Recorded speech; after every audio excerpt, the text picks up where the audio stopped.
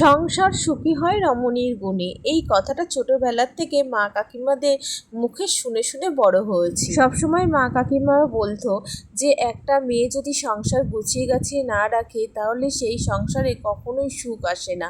এটা কিন্তু একদমই ভুল কথা। আমার কিন্তু একটা কথাই মনে হয়, সংসার করতে গেলে উভয় পক্ষে দুজনারই সংসারে মাথা দেওয়াটা উচিত। একজনা মাথা দিলে বা আরেকজনা বাইরের দিকে মাথা দিলে সংসার কিন্তু কখনোই টেকে না। সংসারটা এমন একটা জিনিস, কথাই বলে সংসার নয় সংসার। আর সংসারে থাকতে গেলে তোমাকে সেজেই থাকতে হবে। হ্যাঁ, তুমি যদি সংসারে সেজে থাকতে পারো তাহলে তুমি সর্বদাই সবসময় সুখী থাকতে পারবে। আর সুখটা কিন্তু আমাদের নিজেদেরকেই করে নিতে হয়। আমাদের কিন্তু কেউ সুখ খুঁজে এনে দেয় না। সুখটা আমাদেরকে ভাগ করে নিজেদের মধ্যে করে নিতে হয়। একটা সংসারে একটা মেয়ের যেমন দায়িত্ব থাকে সারা দিনে সকাল থেকে রাত পর্যন্ত সংসারটাকে গুছিয়ে রাখা, ঠিক তেমনই কিন্তু একটা ছেলেরও অনেক দায়িত্ব থাকে। সংসারে কি নেই, কি খুঁটিনাটি নেই, সকাল থেকে রাত পর্যন্ত সংসারে কি খাওয়া দাওয়া হলো না, কি বাজার করা হলো না, এইসব দিক থেকে কিন্তু একটা ছেলেও কিন্তু কম কিছু নয়। সেও কিন্তু পিছিয়ে নেই, সেও কিন্তু সংসারের দিকে মাথা দিয়েই থাকে। কারণ সেই সকালবেলায় দেখে যে ঘরে বাজার নেই, ঘুম থেকে উঠেই কিন্তু আগেই চলে যায় বাজার করতে। আর একটা মেয়ে কি করে, বাড়িতে এসে যে বাজারটা পেয়ে ঘরে বসে রান্না বান্না করে। হ্যাঁ, তো উভয় পক্ষে আমাদের দুজনারই স্বামী স্ত্রী দুজনাই কিন্তু, ছেলে বলো মেয়ে বলো স্বামী স্ত্রী বলো মা বাবা বলো যাই বলো না কেন, সবাই মিলে যদি আমরা সংসারটাকে গুছিয়ে করি তাহলে কিন্তু সেই সংসারটা সুখীর হয়, তাহলে কখনোই কিন্তু দুঃখের হয় না। যাই হোক, তোমাদের সঙ্গে আজকে অনেক লেকচার দিয়ে কথা বললাম। সকালবেলা তোমাদের সাথে অনেক গল্প করতে করতে আজকে কিছু কাজ সেরে নিলাম। তোমরা সবাই জানো আমার ঘরে দুটো ডগি আছে, যারা আমার ভিডিও দেখেছো। তো ওদের এত পরিমাণে লোম ওঠে আর সেটার জন্য সারা কৌটাগুলো ভরে যায়। আর গ্যাস ওভেনের পাশে যেহেতু কৌটাগুলো ছিল, আর রান্না করার সময় একটু তেল ছিটিয়ে যাচ্ছিল কৌটাগুলোতে, আর কৌটাগুলো তেল ছিটানোর কারণে আর লোমগুলো পড়িয়ে পুরো জড়িয়ে যাচ্ছিল। এর জন্য খুব ঘৃণা লাগে আমার এইভাবে যদি থাকে। এর জন্য আমি কৌটাটা সরিয়ে দিলাম, কারণ মিমি আর চিনি যতদিন থাকবে ততদিন কিন্তু লোম পুরো ভরে যাবে। আর ওদের লোম পরিষ্কার করতে করতে সারাদিনে আমার সকাল থেকে 3-4 ঘন্টা লাগে শুধু ঘরটা পরিষ্কার করতে। বাকি কাজ তো পড়ে থাকুক, আমার শুধু এই মোছামুছি আর চারিদিকে ঝাড়াঝাড়ি করতে করতে অনেকটা সময় লেগে যায়। আমি যদি তোমাদেরকে সব জায়গার ভিডিও করে দেখাতে পারতাম তাহলে তোমরা বুঝতে পারতে।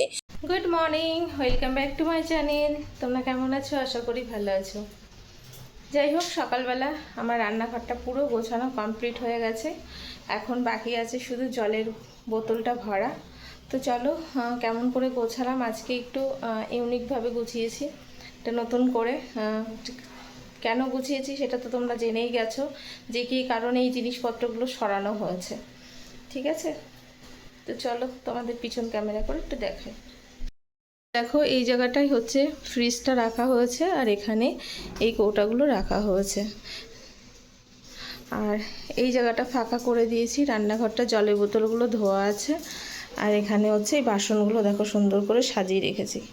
এই যে আমার 2 মহারানীর জন্য আজকে আমার এত পরিশ্রম করতে হয় সারাদিনে। এখন বাজে 10টা, আর একটু খাবার জোগাড় করব, একটু ডালিয়া বসাবো ভাবছি। তো চলো ডালিয়াটা বসাই। আমি হচ্ছে বাড়িতে আসবে, আর আমারও সকালে প্রচণ্ড খিদে পেয়েছে, তাই একটু ডালিয়া বসাবো।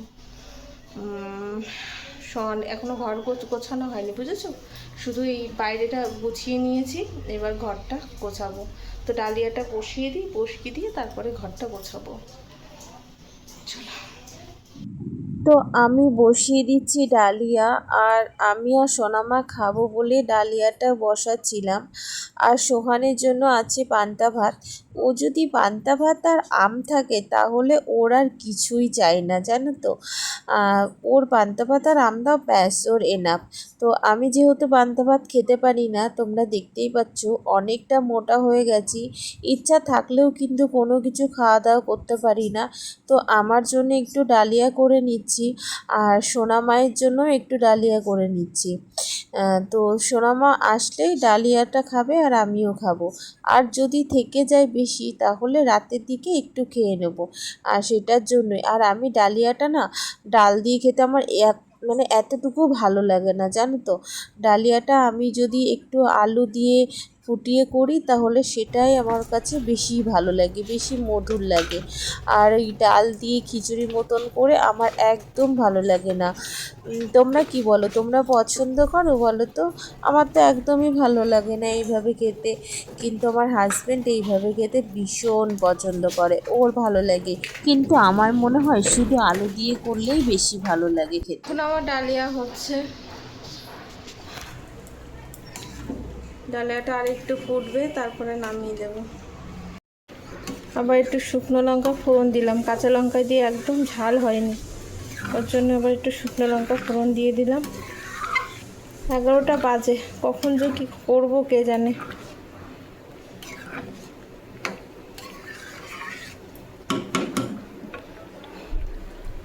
চলো হয়ে গেছে, নামিয়ে দিই, একটু ঢাকা থাক।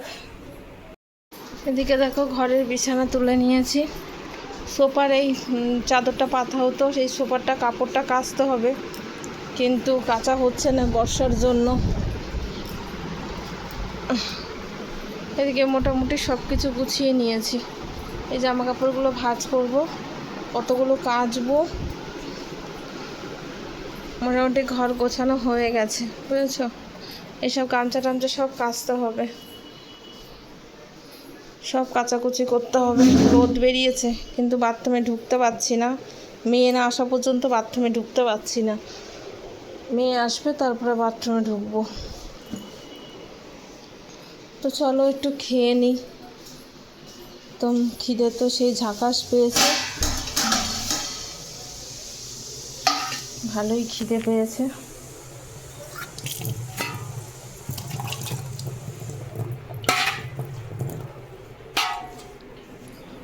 খাওয়া দাওয়া করে নিয়ে তারপরে যা হবে হবে, দেখা যাবে।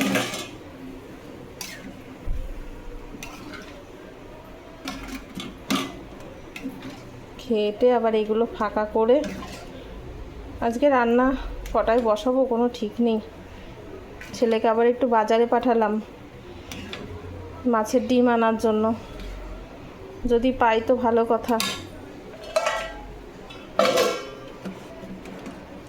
গরম, তারা একটু জল থালায় নিয়েছি যাতে তাড়াতাড়ি করে ঠান্ডা হয়ে যায়, অনেক গরম। মিমি চিনিকে এখনও খেতে দিতে পারিনি, ওদের দই ঠই নেই বলে। কি জানি মহারানী কখন আসবে। এই তুই খাবি, দাঁড়া, আসছে, দাঁড়া, আসছে, আসলেই এক্ষুনি খেতে দেবে, দাঁড়াও। হচ্ছে কাঁচাই আছে, পাকা নেই, এদের খাবার বানানো হয়নি, খাবার বসা না। হ্যাঁ, যা ছিল তাই দিয়ে দিয়েছি।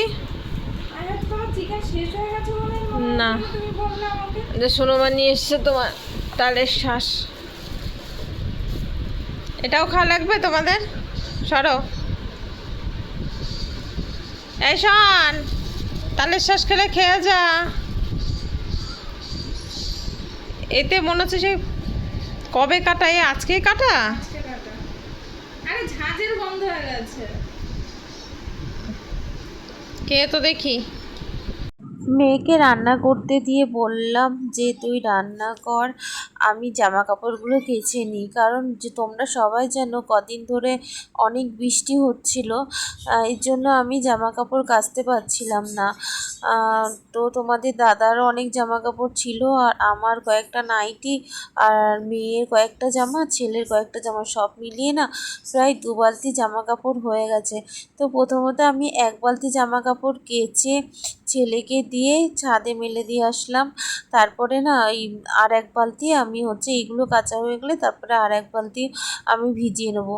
যেহেতু আজকে রোদ আছে, তা কিন্তু শুকিয়ে যাবে খুব তাড়াতাড়ি। তো আমি জামা কাপড় কাচ্ছি আর সোনামা রান্না করছে। তো চলো তোমাদেরকে দেখাই কী কী রান্না হচ্ছে।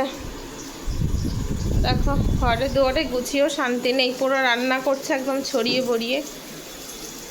তো এখানে এই গ্যাসের জোর দিয়েছিস তো অনেক বেশি। এই যে মাছের ডিম, আর এই যে আলু পটল দিয়ে মাছের ডিম দিয়ে ঝোল হবে। কোন বাটিতে? আমি 1 বালতি কেচেছি, আর ছেলে সেগুলো ছাদে দিয়ে এসছে। এখনো 1 বালতি কাচবো, রোদ আছে শুকিয়ে যাবে। 1 বালতি ভিজানো রয়েছে, ততক্ষণ সোনামা রান্না করে নিই, তারপরে বাকি কাজগুলো সারা হবে। চলো কাচাকুচি করি আমি। দেখো জামা কাপড় কেচে সব মেলে দিলাম। এই ছাদে আছে, উপর ছাদে আছে। আমি আর উপর ছাদে যাইনি, এই ছাদে মেলেছি। প্রচুর রোদ, তো রোদ যা আছে শুকিয়ে যাবে মোটামুটি। তো চলো এবার নিচে গিয়ে ঘরটা মুছে স্নান করব। মেয়ে তো রান্না করছে, দেখালাম তোমাদেরকে। সকাল থেকে এখন 2টো বাজে, এখনও পর্যন্ত কাজ করছি। এই যে বৃষ্টির জন্য 2 দিন কাজ করতে পারিনি, তারপরে 2 দিন একটু শরীরটা খারাপ ছিল বলে, জানোই তো মাঝখানে একটা ব্লগ দিইনি। তো চলো এখন নিচেই যাই, তারপরে আবার পরে তোমাদের সঙ্গে কথা হচ্ছে। স্নান করে ফ্রেশ হয়ে এই তরকারিটা দে, মাঝখানে দে। তো এখন 4টে বাজে, আমরা খেতে বসে গেছি। সোয়ানের খাওয়া হয়ে গেছে, আর সোনামা রান্না করেছে আজকে মাছের তেল। দেখো মাছের তেলটা পুরো প্যাট প্যাট করছে। আর এখানে মাছের ডিমের বড়া, আর এখানে করেছে ওই যে আলু পটল দিয়ে ডিম দিয়ে মাছের ডিম দিয়ে তরকারি। খেতে বস নাকি কখন খাবি? আমার তো পেটটা এতটাই ভরা ভরা লাগছে। এই দেখ ভাতটা আজকে একটু নরম করেছিস, একটু নরম হয়েছে, দেখেছিস? আজকের ভাতটা ঠিক আছে। তো চলো খাওয়া দাওয়া করি।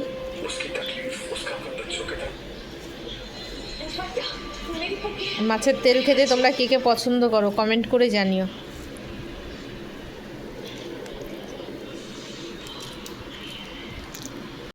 বিকেলবেলা ছাদে গিয়ে কিছু জামা কাপড় তুলে নিয়ে আসলাম, আর কিছু জামা কাপড় রয়েছে যেগুলো হালকা হালকা ভিজে। আর এখন এই সন্ধ্যার সময় চা নিয়ে বসেছি, একটু চা বানালাম, চা খেয়ে নিয়ে যাব বাজারে। আগের দিন যে শাড়িটা নিয়ে এসেছি সেই শাড়িটা পিকো করতে দেবো। শাড়িটা তোমাদেরকে এখন দেখাবো না, পরে দেখাবো, ঠিক আছে? যেদিনকে পরবো শাড়িটা সেদিনকে দেখাবো, কী উপলক্ষে শাড়িটা নিয়েছি, কেন নিয়েছি, কী বৃত্তান্ত, সব সেদিন বলবো। সারপ্রাইজ। তো এখন আমাদের চা আর নোনতা বিস্কুট।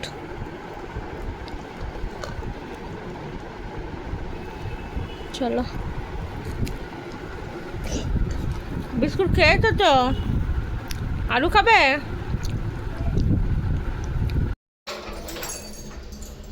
এই সিস্টেমটা করেছে এখন, ভালোই তো করেছে। তো আমরা রেডি হয়ে গেছি, বেরিয়ে পড়েছি।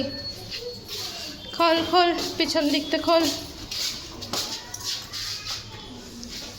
কত দেরি হয়ে গেল, 7:30 বাজে। একটু তাড়াতাড়ি গিয়ে তাড়াতাড়ি আসতে পারতাম, ঘরে কত কাজ ছিল। তো সাজতে বুঝতেই এত টাইম লাগলো। সে লোকে দেখে বুঝতে পারছে কে সেজেছে আর কে। তোর তো জামা কাপড় পরতেই দেরি হয়েছে না, মাসের ছেলে। তো আমরা বেরিয়ে পড়েছি, এখন যাবো একটু শাড়ি নিয়ে যাচ্ছি, আর ব্লাউজ মিউজিয়ামে যাব।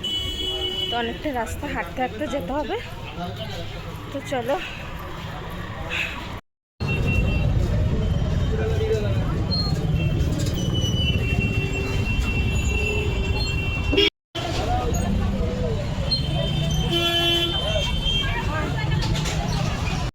ক্যান্টনমেন্ট চত্বর আর নাগের বাজার দিয়ে মোটামুটি 7:30টায় বেরিয়েছি বাড়ি থেকে আর 10টায় ঘরে ফিরলাম।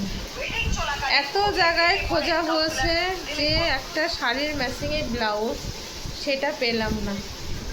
আলতো ফালতো ঘুরে একটা গাদা পয়সা নষ্ট করে বাড়িতে চলে আসলাম। শেষমেশ গিয়ে আগে যেখানে টেলারে গিয়ে ব্লাউজ সেলাই করতে দিয়েছিলাম সেখানে গিয়ে আবার ব্লাউজটা দিয়ে আসলাম। জানি না কী করবে, ব্লাউজটার কি হালাত হবে বলতে পারবো না। দিয়ে আসলাম আর আগে একটা ব্লাউজ কাটাতে দিয়ে এসেছিলাম সেটা নিয়ে আসলাম। তো এখন বাজে হচ্ছে 11টা। খুব কষ্ট হচ্ছে জানো তো, ভীষণ কষ্ট হচ্ছে। পা প্রচণ্ড ব্যথা হয়ে গেছে। হাঁটতে হাঁটতে এতক্ষণ হাঁটা যায়, পায়ের তলায় যেন খোসা পড়ে গেছে, এরকম অবস্থা হয়েছে। তো যে দিদিভাইয়ের কাছে ব্লাউজ আমি করতে দিয়েছি, তারপর সেই দিদিভাই বলছিল যে তুমি আমার দোকানে ভিডিও বানিয়ে দিও। বললাম ঠিক আছে। তা বলছে আমি কদিন পরে আমি শাড়ি তুলি, তখন হচ্ছে তুমি বেশি আমার ভিডিও বানিয়ে দেবে। বললাম ঠিক আছে দেবো।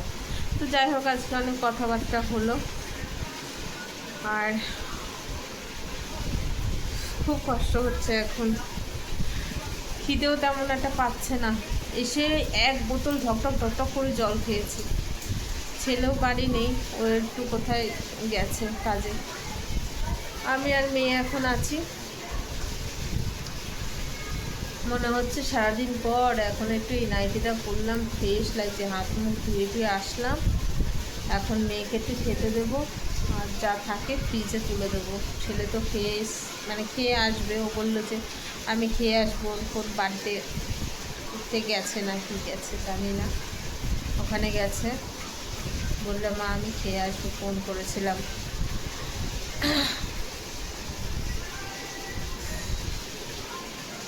কি বলবো, আমার না ব্লাউজটা কাটাতে গিয়েও কেমন মনটা খুঁতখুত করছে। আবার ভাবলাম যে যদি কিনে আনতাম ভালোই হতো, এরকম মনের মতো হচ্ছে।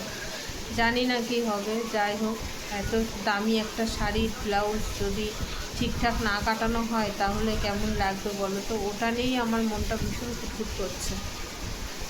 যাই হোক, যা হবে হবে, ভগবানের উপরে ভরসা ছেড়ে দিয়েছি। এখন আস্তে আস্তে অনেক কিছু গোছাতে হবে। সময় তো চলে আসছে, যত দিন যাচ্ছে তত সময় আস্তে আস্তে এগিয়ে আসছে। আর তারপরে একটার পর একটা সারপ্রাইজ তোমরা পেয়েই যাবে। এরপরে আর কয়েকদিন পরে আমরা আবারও একটা জায়গায় ঘুরতে যাচ্ছি, সেটা বলেই দিলাম তোমাদেরকে। তো সেটারও ব্লগ তোমরা আসবে, দেখতে থাকো। তারপরে একটার পর একটা আমাদের প্ল্যান তৈরি হচ্ছে, অবশ্যই তোমাদেরকে বলবো। আর তারপরে সোনামাও যাচ্ছে ঘুরতে। তো এই হচ্ছে আমাদের প্ল্যান। ছেলেকে নিয়ে যাচ্ছি না, আর ছেলের জন্য একটা সারপ্রাইজ অপেক্ষা করছে, সেটাও ওকে দেওয়ার চেষ্টা করব। তো কিছু কাগজপত্র তৈরি করতে হবে সেটার জন্য। তো তখনও তোমরা জানতে পারবে, ঠিক আছে? তো মোটামুটি এইভাবেই চলছে দিনকাল। তোমাদের আশীর্বাদে, তোমাদের ভালোবাসায় মোটামুটি খেয়ে পড়ে চলে যাচ্ছে।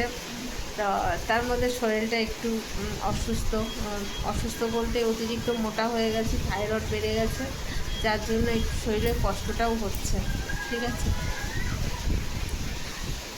তো যাই হোক, এখন হচ্ছে খাওয়া দাওয়া করে একটু ঘুমিয়ে পড়ি আর কি। আবার কালকে সকালে দেখা হচ্ছে।